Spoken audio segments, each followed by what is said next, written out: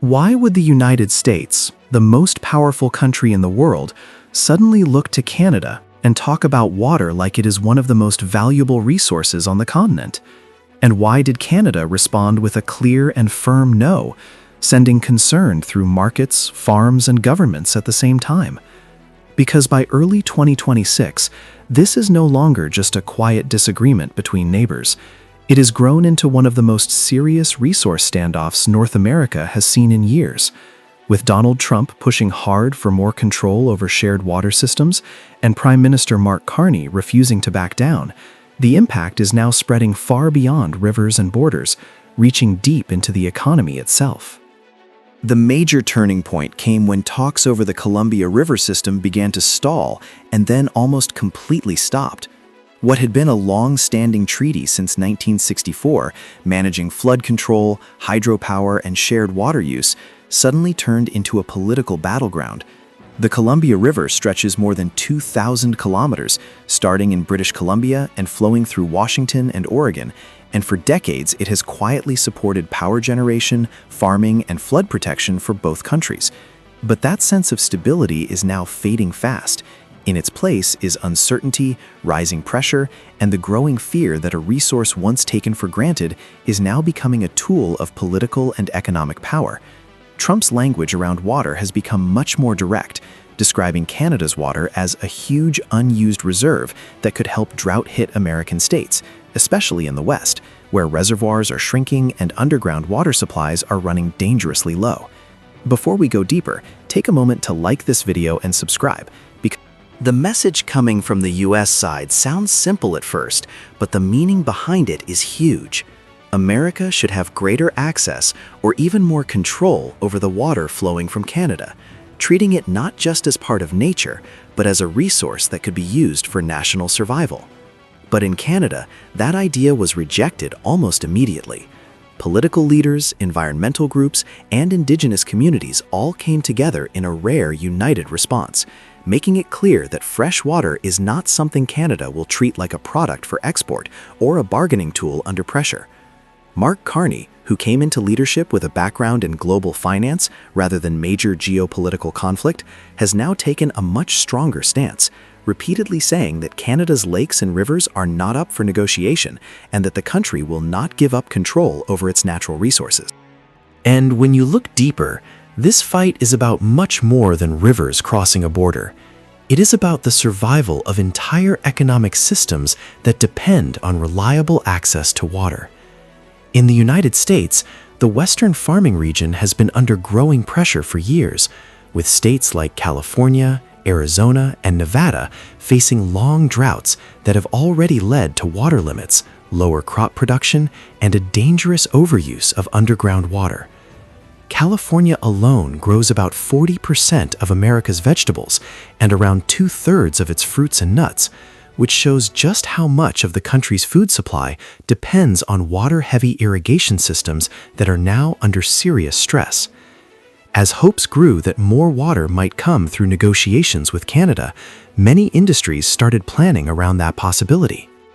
Farmers adjusted their planting plans, and local economies began counting on the chance of relief. But when Canada firmly refused, those hopes quickly collapsed, leaving irrigation districts in crisis, reservoirs still at dangerously low levels, and farmers forced to make painful decisions about which crops they can still afford to grow. And agriculture is only part of the story, because water is also essential to modern industry in ways many people do not notice until shortages hit hard. Semiconductor factories, especially in places like Arizona, need millions of gallons of ultra-pure water every day to keep running, while energy production, especially hydroelectric power in the Pacific Northwest, depends directly on stable river flows. The Columbia River system alone provides a major share of the region's hydroelectric power, so any disruption or uncertainty in water management could directly affect electricity prices, grid stability, and long-term economic planning. As talks remain frozen, the pressure is now spreading fast through the wider economy. Less hydropower means energy companies may have to rely more on fossil fuels, driving up costs and making clean energy goals harder to reach. And once energy gets more expensive, everything else follows, from factory production to transport costs to the bills ordinary families pay at home.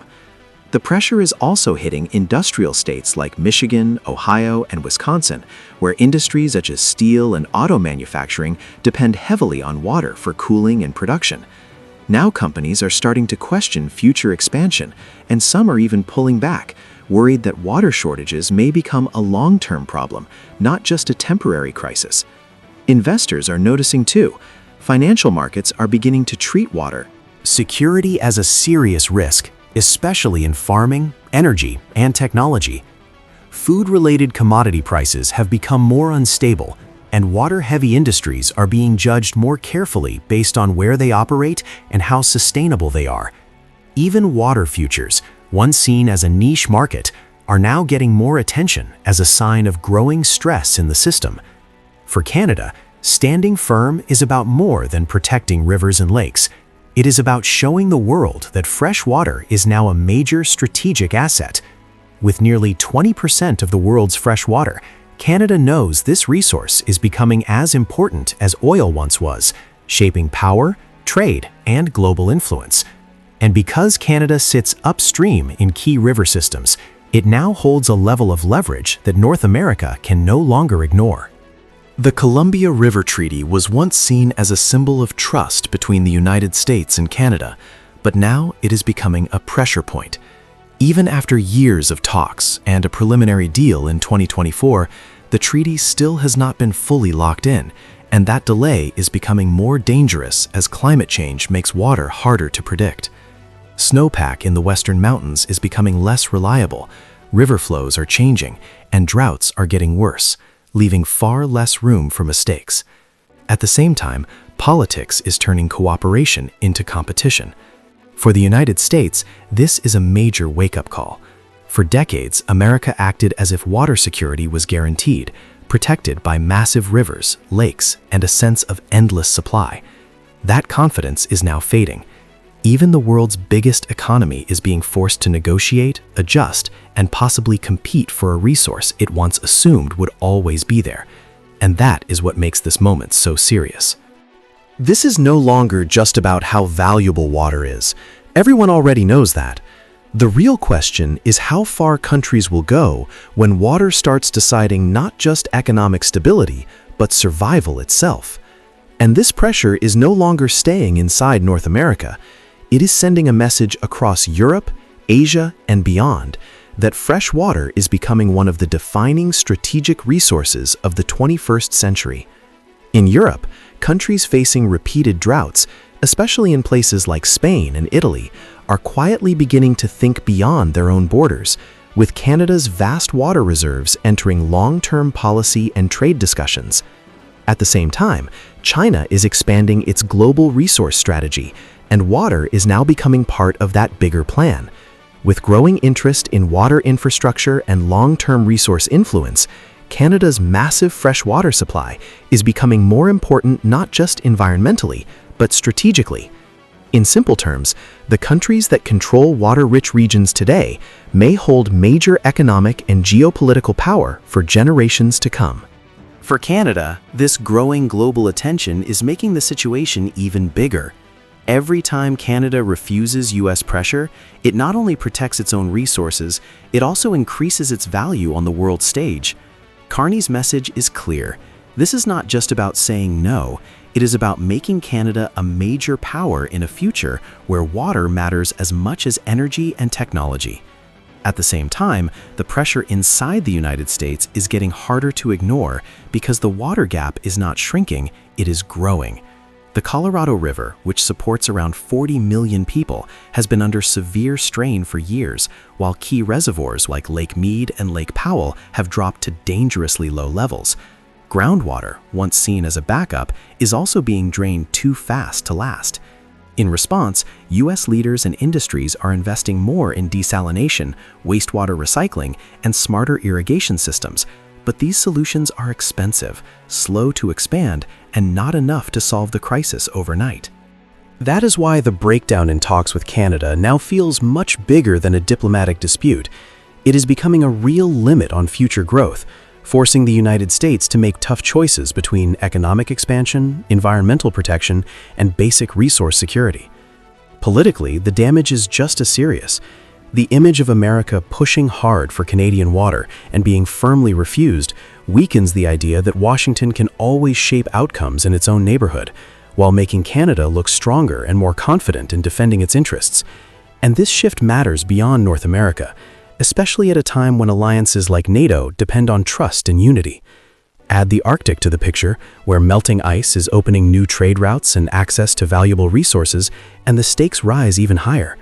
With control over vast Arctic territory and enormous freshwater reserves, Canada is becoming more strategically important, while the United States is being forced to balance cooperation and competition in a region that is growing more valuable every year. Financial markets are already reacting, even if most people do not see it yet. Money is starting to move toward places seen as more stable, more secure, and better prepared for a future where resources matter more than ever. If Canada is viewed as the safer place for water-dependent industries, investment could slowly shift north, bringing jobs, infrastructure, and long-term growth with it. In the United States, the effects are becoming easier to feel in everyday life.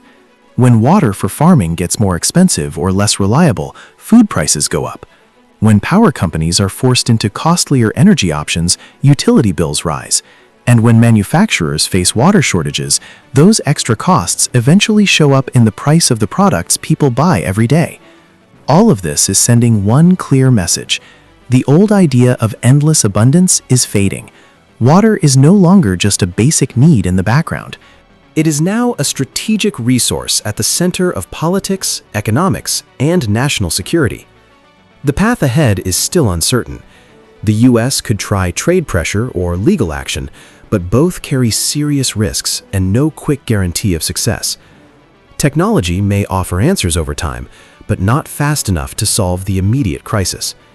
Canada, meanwhile, faces its own challenge, using its growing leverage wisely while protecting its resources for the long term through stronger laws, tighter oversight, and clear national control. What is now becoming obvious is that this is not just a short-term dispute. It is part of a much bigger shift in how the world values and fights over essential resources. And at the center of it all is one question that is no longer theoretical. How far will countries go when the most important resource on Earth becomes the hardest to secure? If you want more deep, high-stakes breakdowns like this, subscribe now, because this story is only getting bigger, and the most serious consequences may still be ahead.